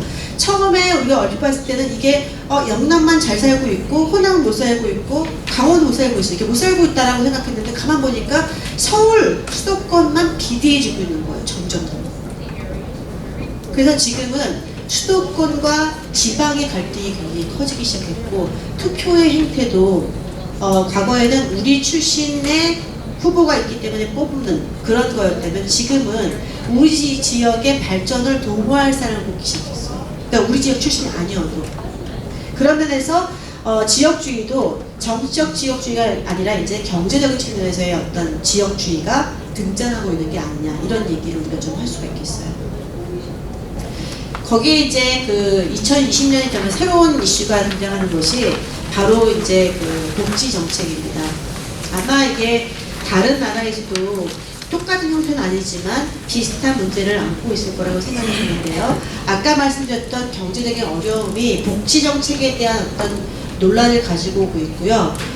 그래서 여기에 대해서 어떻게 정책을 집행할 것인가에 대한 논란이 큽니다. 나이 드신 분들, 한국은 정년을 보통 60에서 65세에 보통 해요. 정년 퇴직을. 60세 이후부터 사실은 직장이 없는 거죠. 수입이 없는 거죠. 연금을 받고 살아야 돼요. 연금을 받고 사는데 문제는 그 연금만으로 아니면 이제 좀 일을 더 하고 싶은 거죠. 60세만은 굉장히 젊어요, 사실은. 그리고 요즘 80세, 90세까지 하시거든요. 그러니까 이제 나도 일을 하고 싶고 일자리를 이제 더 달라고 하고 숙련되어 있고 이미. 근데 이 사람들은 역시 일자리를 찾을 뿐만 아니라 나도 더 잘 살고 싶다라고 해서 노인복지연금을 정부에서 내려버렸고 그것에 대한 요구를 해요. 근데 청년 입장에서는 IMF 이후에 계속 일자리가 줄고 있고 거기다가 4차 산업혁명에 의해서 전부 다 자동화를 겪기 시작했어요. 일자리가 더 줄어요. 과거에는 빌딩에 있는 건물에 관리 아저씨가 많았었지만 지금은 아파트에 아저씨 없습니다. 거의 버튼으로 해요. 일자리가 줄기 시작했어요. 사무실도 전부 다 10명이 하던 일들을 5명이 하기 시작했어요. 일자리를 주니까 젊은 사람들 입장에서는 갈 자리가 없어요. 젊은 실업자가 늘어나기 시작했어요. 이 사람들은 대학을 졸업하고 갈 데가 없으니까 취업을 위해서 경제적인 지원을 해달라. 내가 준비하기 위해서 뭘 하게 해야 되지만 돈이 없다. 또 복지를 요구해요. 그러니까 정부가 갖고 있는 돈은 제한적인데 노인에게 쓸 것인가 청년에게 쓸 것인가 이게 굉장히 논쟁적일 수밖에 없죠. 돈을 무한대로 늘릴 수는 없거든요. 그래서 청년과 젊은 사람들의 어떤 나이 드신 분들의 간의 갈등. 지하철에 가시면 지하철에 노인들이 앉아 계신 좌석이 있을 거예요. 그 자리에 사실은 뭐 앉아도 상관없는데 이제는 아예 그 자리에 가지도 않습니다. 젊은 사람들이 그 자리에 그냥 비어 있어요. 어른들도 사실은 이쪽 보통 자리에 앉아도 되지만 앉지 않아요. 왜냐면은 겁이 나요, 사실은. 젊은 사람들이 비춰주지 않고 이제 과거에는 예의가 있으면 예의상 어른들이 오면은 비켜드리고 앉고 했는데 지금은 그런 사람들이 굉장히 많이 줄었어요. 전부 다 스마트폰 보고 자요. 전철 안에서. 그러니까 그만큼 전철 안에서도 그렇게 드러나는데 젊은 사람들이 이런 얘기를 해요. 노인들에게 지하철 프리패스 주지 않았으면 좋겠다.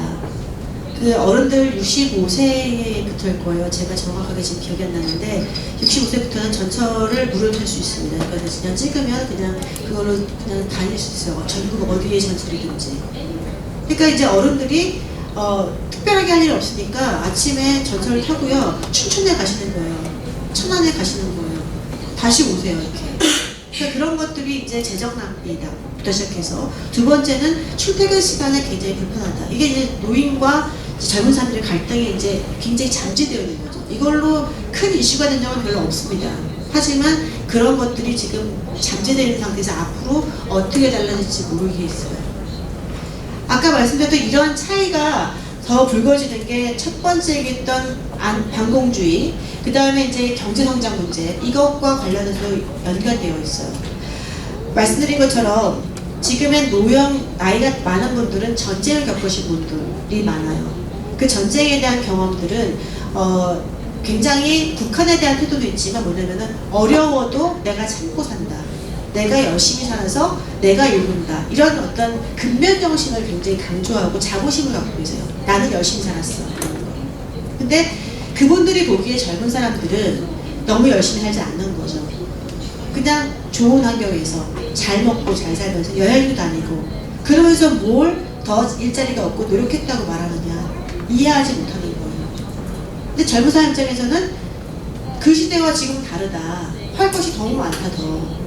이런 이해관계의 이 충돌이 이를 만들어내고 있고 그 갈등들이 산업화 세대, 전후 세대, 젊은 세대들에 이어서 이게 점점 더 간극을 만들고 있는 상태입니다. 또 하나 이슈는 다른 나라도 마찬가지지만 젠더 이슈가 굉장히 한국의 많은 정치판까지 흔들 정도로 큰 이슈입니다.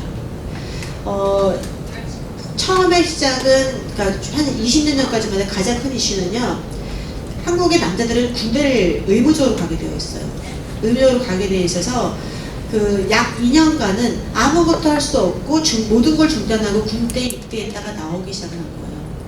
근데 문제는 여성들은 가지 않죠. 그 처음에는 남성들 사이에 누구는 6개월을 가고 누구는 4년을 그러니까 2년을 가고 이런 기간의 차이 때문에 약간 좀 갈등이 있었거든요. 근데 지금은 과거 한 20년 전부터는 어떤 거냐면은 여성은 왜 군대를 안 가느냐. 여성도 가라.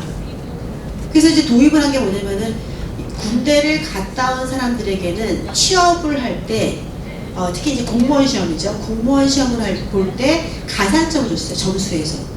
이득을 준 거죠. 그 공부를 못한 만큼을 점수를 줬는데 그게 이제 막 논쟁이 붙은 거예요. 그래서 결국 지금은 주지 않습니다. 가산제는. 하지만 여전히 여성의 군입대까지는 아니어도 여성과 남성의 차이에 대한 인식에 대한 논박이 계속 등장하고 있어요.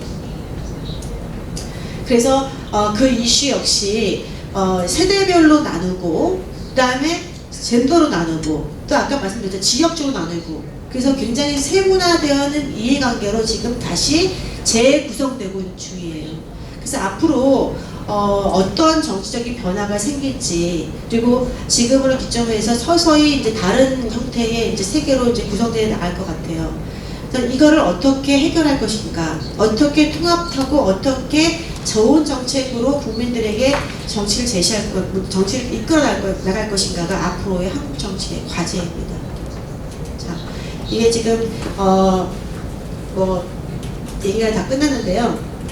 말씀드린 것처럼 큰 세계의 틀 내로 모든 한국 정치를 포괄할 수는 없을 겁니다만 대략적으로 큰 이슈를 중심으로 해서 설명을 드렸던 것 같고 정확하게 1시간 진행을 했습니다. 이제 지금부터는 제가 말씀드린 거에 관련된 얘기들지 모두 궁금하신 게 있으면 질문을 드리겠습니다. 제가 이제 이 좀 풍력기를 좀 낄게요.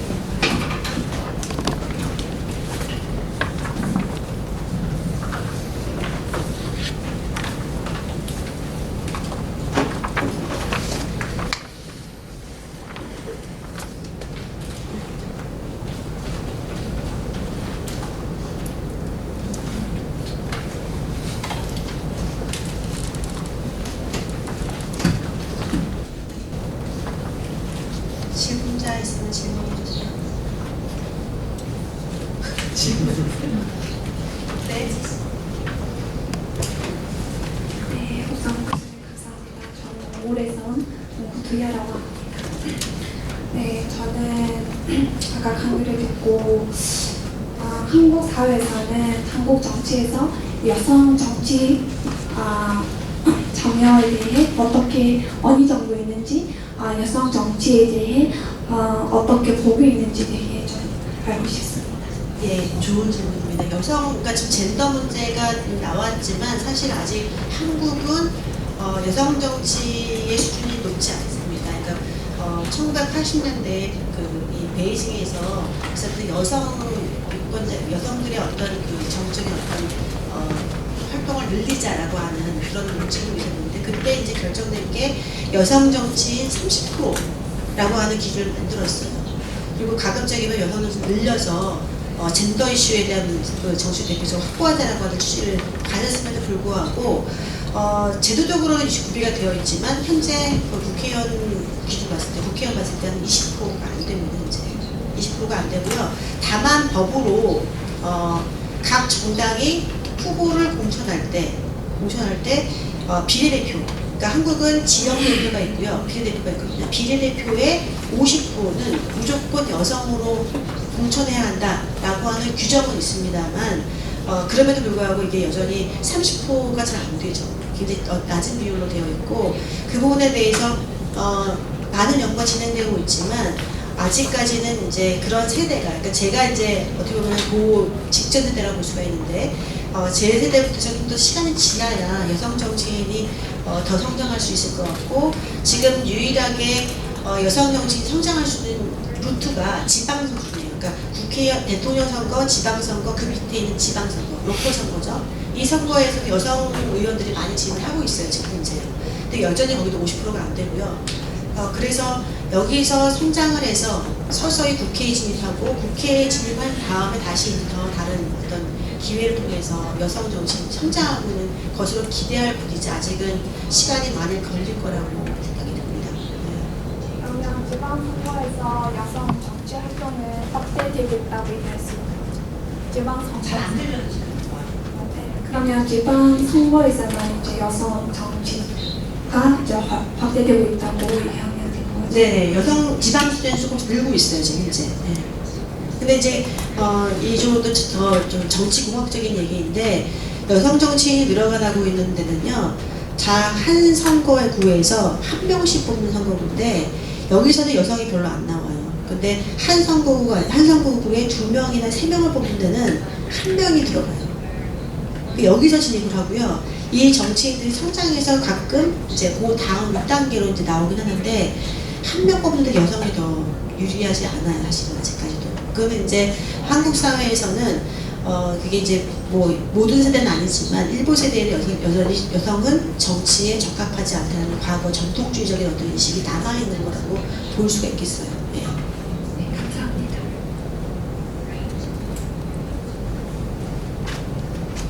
여기 질문 마이크 없어도 될까요?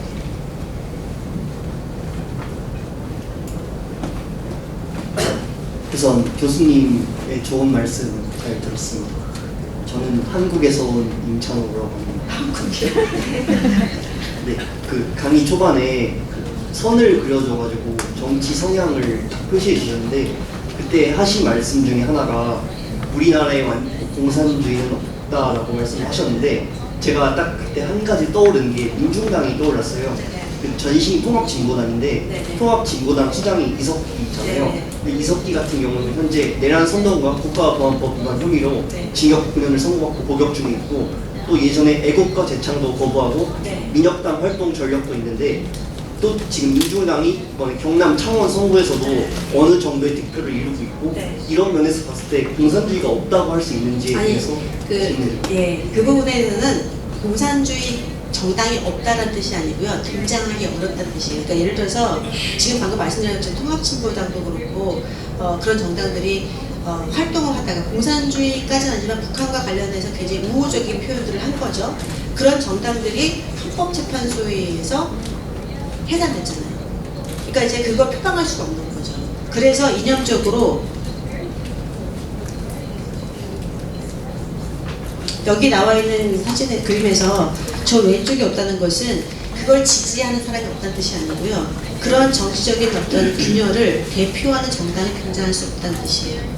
그거는 강의에서는 말씀 안 드렸지만 국가보안법에 의해서 제재받을 수가 있고 실제로 최근에 한 정당이 해산됐어요. 헌법재판소에서 국가보안법 포함해서 이적 국가, 이적 표현을 한 것으로 내란 행동죄로 체포됐고요. 그래서 여기는 사실 좌파적인 활동들을 할 수가 없죠. 네. 좋은 질문입니다.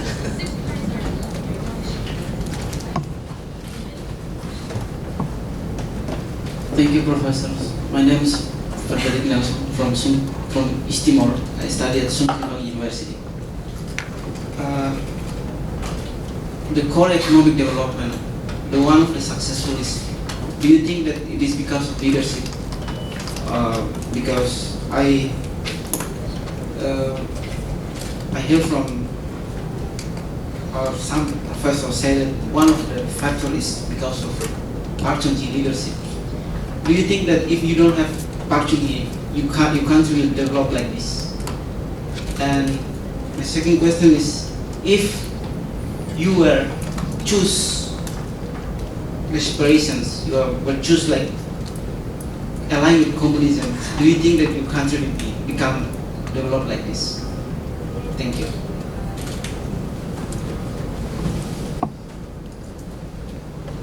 되게 재미있는 질문입니다. 첫 번째 질문, 바로 그러니까 한국의 경제 성장은 박정희 대통령이 있었기 때문에 가능하다, 아니다라고 하는 질문이죠. 그렇죠? 네. 근데 그거 부분이 바로 이제 한국의 정치적인 이념을 가르는 하나의 중요한 질문이에요. 굉장히 핵심적인 질문인데요.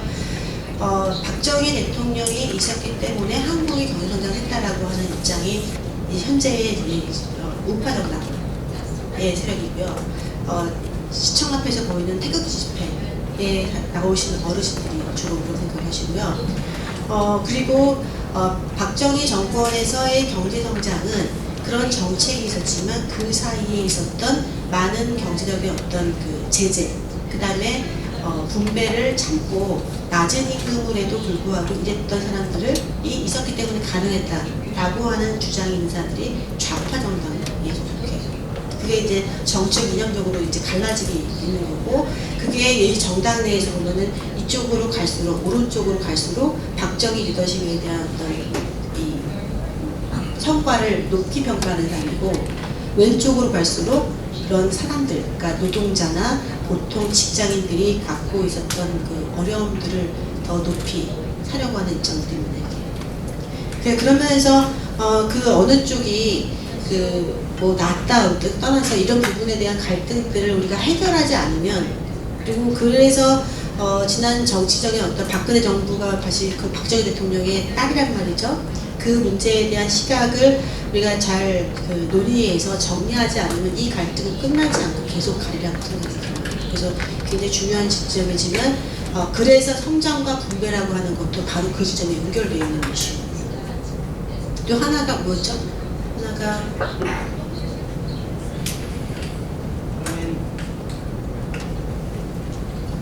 before Park Chung-hee, you have another president that, like, I can't the name, I forgot the name. Yeah, 이승만 he was the 네. founder of the Korean, like, founder father of the Korean before the Park Chung-hee. If he was choosing to part of the North Korea, 네네네. do you think that the country will develop like this? 네네네. 저 개인적인 생각을 물어보시는 거죠? 제 개인적인 마이 오피니언? 네. 글쎄요, 그 참 상상하기 어려운 부분, 역사에서 만약이라고 하는 거를 이제 하기는 참 어려운 부분인데, 꼭 대체로 말씀을 드리자면, 아마도 시기적으로 조금 더 차이가 있지만, 더 시간이 지났으면 그 60년대에 그 누군가는 그런 흐름들을 만들지 않았을까 싶은 게요. 경제개발 5개년 계획이라고 하는 것이 그때 처음 있는 건 아니고요. 1958년 이승만 정권 시기죠.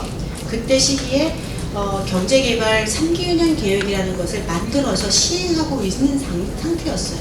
그러니까 효과가 없고 결과적으로 무엇을 했는지에 대한 평가는 나중 문제로 시정을 하고 있었고, 아마도 그걸 통해서 계속 뭔가를 추진하고 있었지 않을까라고 하는 생각이 약간 있습니다. 개인적으로는. 그러니까 그거는 박정희 개인의 리더십도 가능했지만 시기적으로 필요해서 그걸 박정희 대통령이 그걸 이제 잘 캡취해서 했기 때문이라고 생각을 하고, 만약에 한국에 50년대에 북한 시스템 도입을 했다, 그런 일은 사실 있기 어려운 상황이겠지만 수도 있지만 도입을 했을다, 그랬을 가능성도 사실 없지 않아요.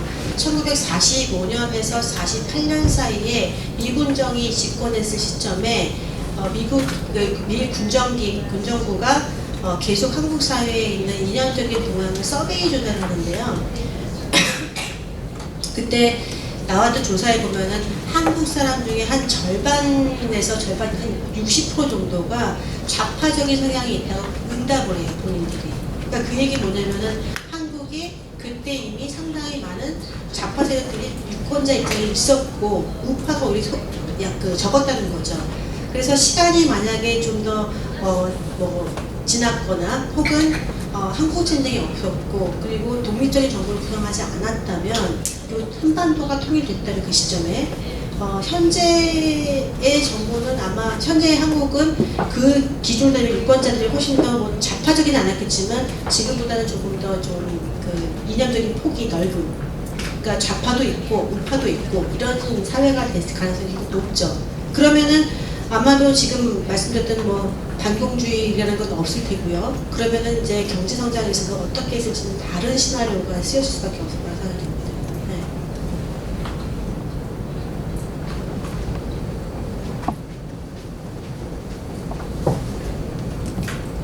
Eran Yıldırım, Yonsei University. Thank you for the great presentation, Professor.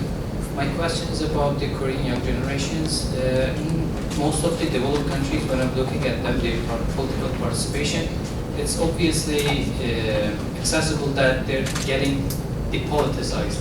When I'm going out in the Korea, I see that the people who is protesting, just saying their words against the government or the political issues, consist of the Middle Ages or the older generations.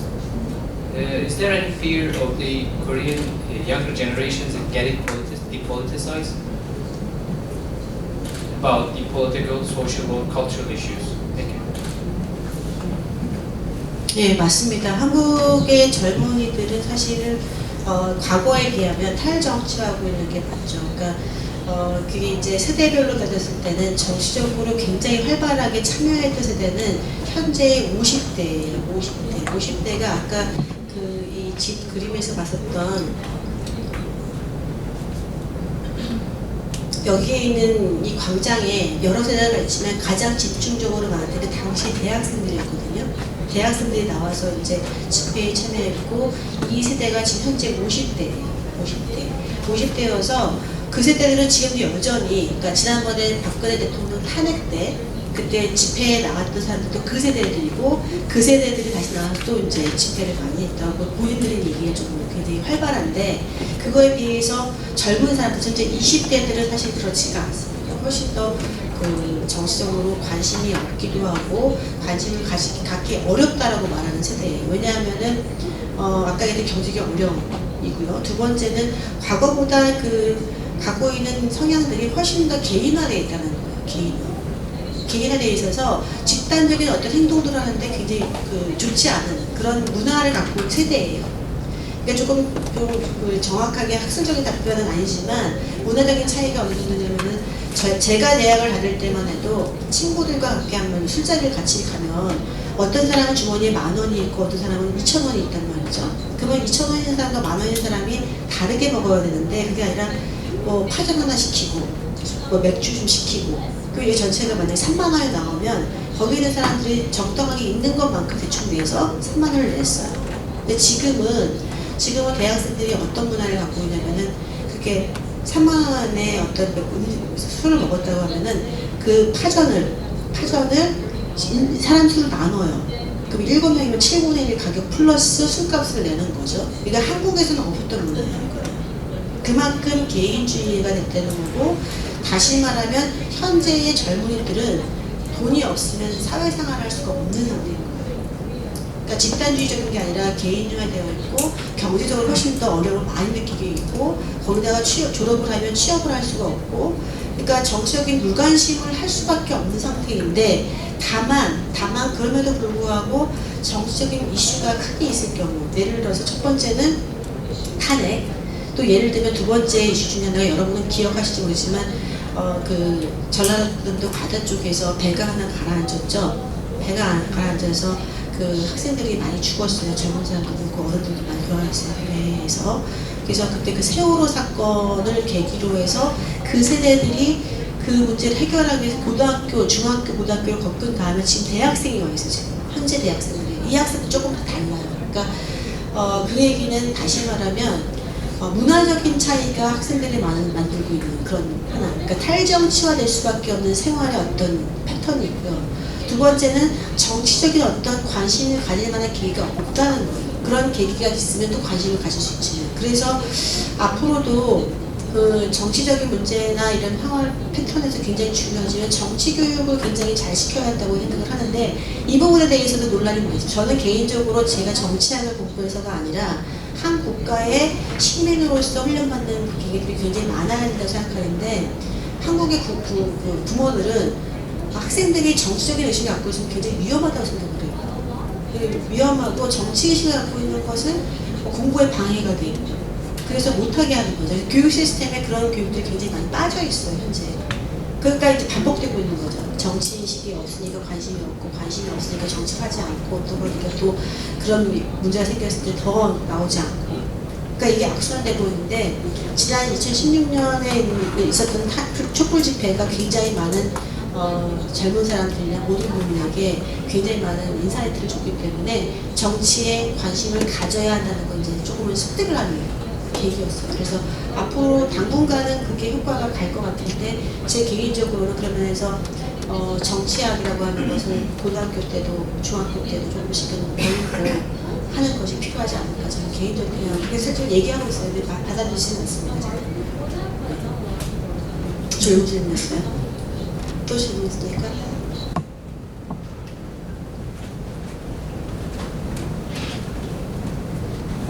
My name is Tuğçe Yüksel. I'm coming from Turkey. In these days, all over the world, nationalism and also discrimination are rapidly rising. In Korea, it's not that serious, but also they have some perspective about the Southern Asian people. So, do you think that Korean government can solve or take any action about this discrimination? 네, 있습니다. 네, 있는데요. 그러니까 예를 들어서 지금 그 문제는 굉장히 그 미묘한 문제가 있는데 대부분의 이제 처음에 아시아계에서 한국에 많이 이주해왔던 것들이 보통 결혼을 통해서 많이 들어왔습니다. 그러니까 결혼을 통해서 특히 이제 농촌 지역에 있는 나이 드신 분들과의 혼인을 통해서 이제 많이 들어왔는데 문제는 이제 준비가 되지 않은 상태에서 들어왔기 때문에 그 배우자도 그렇고 그 남자분들이죠. 남자분들 특히 남자분들도 그렇고 그 집안도 그렇고 아시아계 사람들에 대해서 갖고 있는 차이에 대한 인정을 잘 못하는 상태에 들어왔습니다. 그래서 초기에는 그런 그 갈등이나 이런 것들이 잠재적으로 있다가 그리고 이제 성장하면 아이들도 낳고 성장하면서 이제 교육 문제도 생기기 시작했잖아요. 벌써 이게 지금 한 20년 정도 된 얘기입니다.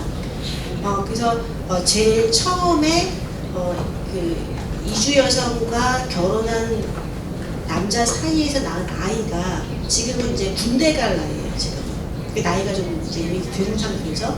그래서 그런 부분에 대해서 이제 그 지역별로도 많이 준비가 되어 있고 정부에서는 다문화 가정, 그러니까 여러 개의 문화가 걸쳐져 있는 가정에 대한 지원, 그다음에 교육 문제 이런 것들에 대한 것들을 하고 있는데 여전히 남아 있는 부분이 뭐냐면은 그 교육 문제에서 얼마만큼의 무상 교육을 할 것인가, 그다음에 보건 문제 있죠. 복지가 의료 문제가 이 가시적으로 등장한 게 지금 한 2005년 정도부터 등장이 시작했는데 그 문제를 서서히 지금 하나씩 단계적으로 해결하고 있는 중이에요. 그래서 다문화 가정 지원, 다문화 정책 이런 것들이 현재 존재하고 있는 상태입니다. 네.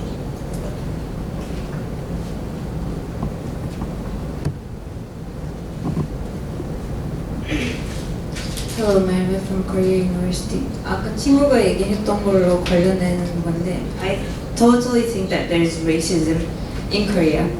And one of my friends from UK, he said, I'm a white Englishman, and this is the only country I have ever encountered racism in my life. Yeah, but I thought all this time it was because that I wear something different, my religion is different. I had all this scary treatment from these people, but when he said those words, I got enlightened. It's not my problem. It's the problems of foreigners who are living in Korea. And I asked some of my friends, what do you think about the racism and xenophobia in Korea? And they said, like, of course, educated people in universities, I separate them. They know the things and they're now having interactions with foreigners. They might be alright, but generally in Korea, we face this kind of racism and discrimination, and I think it is a serious one. That's why I wanted to raise my voice, and I heard that since you also mentioned Yugyo Muna, Confucius thing, I heard from some of my friends that it's because of that Yugyo Munhwa thing that they don't really like foreigners here, except USA citizens. And this is also a thing that I am really curious about. I don't really know anything about Korean politics. I only watch Taxi Driver and 국가부도의 날, and that's why I all know. Except that I don't really know much. But whenever I go Gwanghwamun, whenever I saw a protest or a meeting, I see USA flags next to Korean flags, and that's really interesting thing for me. I uploaded these videos to my Instagram account a few times, and my Turkish friends, they were like, is this something that USA about? Like, is this something they're protesting about USA? I'm like, no. This is something very usual. And they were like, what does a USA flag doing just next to Korean flag? And I still don't have any answer to this question, and I'm really curious about this. Yeah. 굉장히 그 심각하지만 저도 사실은 의문이 부분이니까 한국 사람으로서 어떻게 살고 있는지에 대한 잘 되돌아볼 수 있는 그런 질문이셨는데 먼저 그 외국인에 대한 공포증, 뭐 혐오증 이런 것들은 제가 보기에는 저 개인적으로 이제 먼저 사과를 드리고 제가 한 건 아니지만 사과를 드리고 그러니까 제가 느끼기에는 많은 한국 사람들이 굉장히 배타적인 태도를 갖고 있는 것 같아요. 왜냐면은 한국은 기본적으로 그런 믿음이 있는 거죠. 같은 민족, 한민족. 그러니까 이게 사실 굉장히 드문 예예요. 역사적으로 공유하고 있고 언어가 통일되어 있고 기억이 같고 그다음에 문화를 공유하고 있고 종교적인 차이가 별 문제가 안 되는 유일한 나라인지도 모르겠어요. 그러니까 이 공동체를 지키는 것에 대해서 굉장히 익숙해져 있는 거죠. 그러니까 이 사람들 중에 누군가 이탈하는 것도 싫고요. 그러니까 한국 사람이 다른 방식으로 이탈하는 것도 별로 안 좋아하는 것 같고 다른 무엇이 와서 이거 깨는 것도 안 좋아하는 것 같아요. 그런 면에서 그 외국인 혐오증이 아니라 배타적인 것. 그러니까 싫어한다기보다 그런 면에서 굉장히 조금 그 강한 거는 분명히 맞는 것 같아요. 근데 그 아까 말씀하셨던 영국인 친구한테 왜 그랬을까라고 하는 거는 그분이 아마 좀 그 영어를 할 때 약간 뭔가 불편함 때문에 그 표현을 그렇게 하지 않았을까 혹은 문화적인 차이를 이해하지 못하지 않았을까 싶어요. 왜냐하면 굳이 표현을 한다면 그 영어를 쓰는 것에 대해서 학생들이 굉장히 우호적일 수밖에 없어요. 영어를 하고 싶기 때문에 잘 아시겠지만 그래서 그럴 가능성이 제가 잘 모르겠습니다. 그래서 솔직히 말씀드려서 학생들 관계 아니에요. 학생들 관계는 되게 전례하고 좋다는데 네. 사회적으로 나가면 예를 들면 저는 통영 갔어요.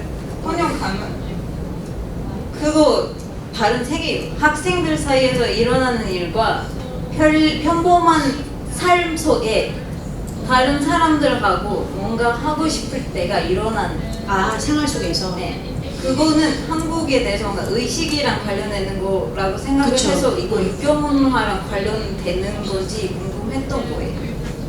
유교 문화하고는 관련이 없습니다. 제가 보기에는 유교 문화에서는요, 아까 말씀드린 현실 중심적이에요. 유교는 질서를 유지하는 데 되게 유용한 이 종교거든요. 그러니까 예를 들어서 아버지와 나의 관계, 나와 친구의 관계, 그다음에 나와 선생님과의 관계 이런 룰이 있어요. 유교는. 그래서 그걸 지키는 데에 충실한 거지. 이게 새로운 곳이 왔을 때 이 사람이 나의 친구면은 문제가 안 된단 말이죠.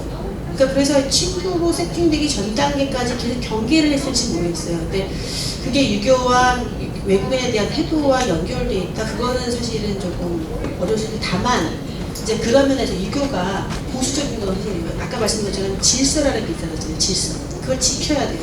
그러니까 내가 이 상황에서 해야 할 도리, 내가 이걸 지켜야 한다. 이런 것 때문에 그거를 바뀌면 되니까 내가 이렇게 세팅해서 이렇게 관계를 맺어왔잖아요. 새로운 관계가 들어오면 이 관계를 바꿔야 한다는 거예요. 그거를 싫어할 수도 있을 것 같아요.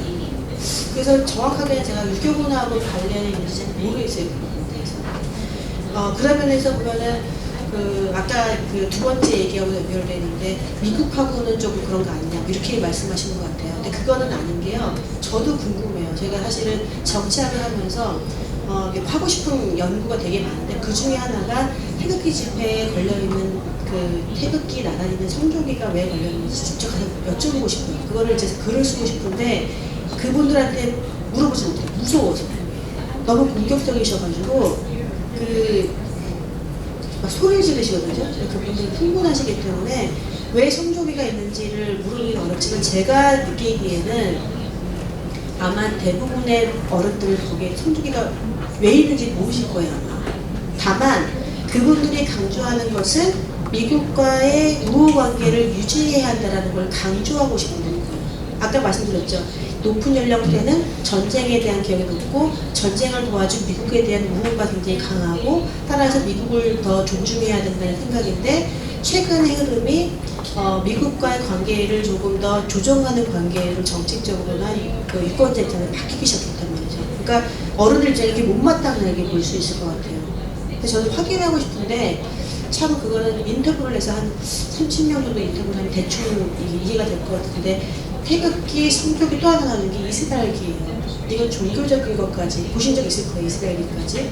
근데 아마 종교적인 것까지 연결되어 있는 것 같아요. 그러니까 높은 연령대에 한국 전쟁을 경험했고 미국과의 관계를 강조하면서 거기에 이제 그 기독교 이렇게 연결되어 있는 것 같아요. 그러니까 그 세 개의 국기가 같이 왜 있는지에 대한 거는 굉장히 난센스죠. 이게 되게 아이러니하고 아무도 모르는 거예요. 그래서 전화해서 물어보고 싶지만 테러당할까봐 묻지 못하는 분들입니다 지금. 예.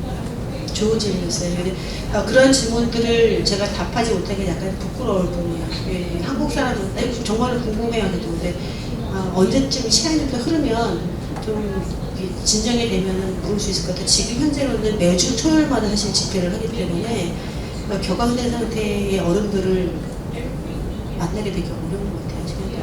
네, 감사합니다. 또 질문 있습니까?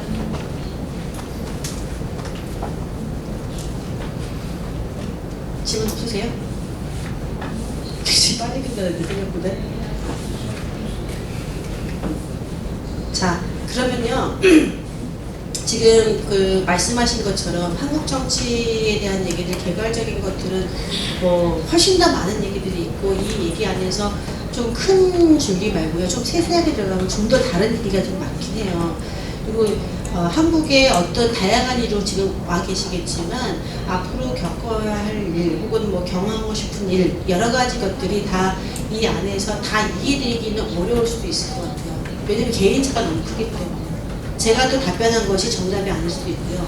다른 사람이 얘기를 하면 또 일반 사람들이 봤을 때는 전혀 다른 차원에서 얘기할 수도 있어요. 하지만 모든 정치가 마찬가지고 모든 사회가 동일하겠지만 갈등은 항상 있고 그 갈등을 해결하는 정치라는 측면에서 한국 정치도 지금 많은 난관 속에서 계속 문제를 해결하고 가고 있고 그런 측면에서 앞으로 지금 그 걸어온 역사만큼은 더 많은 역사를 거치면서 지금의 민주주의보다 훨씬 더 발전된 민주주의를 발전을 시킬 거라고 확신하고 있어요. 개인적으로. 왜냐면은 한국은 권위주의 군사정부 시기였지만 어떤 형태의 선거를 했었어요. 왜냐면 선거를 통해서 정당성을 확보하기 위한 과정을 가져왔기 때문에.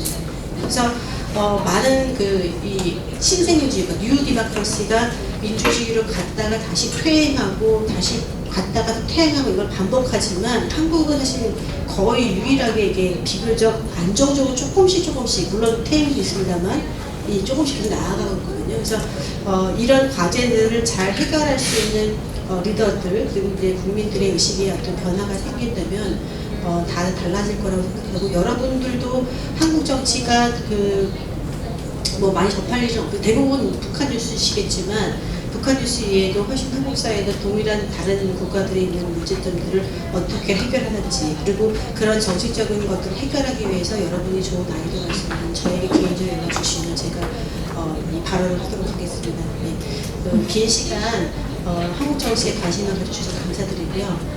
또 뵙겠습니다. 감사합니다.